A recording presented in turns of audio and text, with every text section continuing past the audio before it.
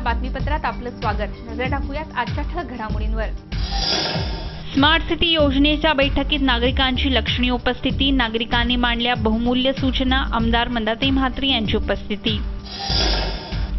2006 मुंबई बॉम्बस्फोट प्रकरणी 5 जणांना फाशी तर 7 जणांना जन्मठेपेची शिक्षा। 9 वर्षांनंतर मिळाला न्याय।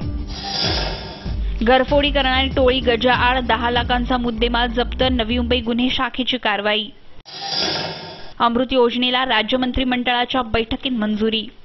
स्मार्ट सिटी योजनेत नागरिकांना सहभागी करून घेण्यासाठी वाशीतील विष्णुदास भावे नाट्यगृहात चर्चासत्राचं आयोजन करण्यात आलं होतं।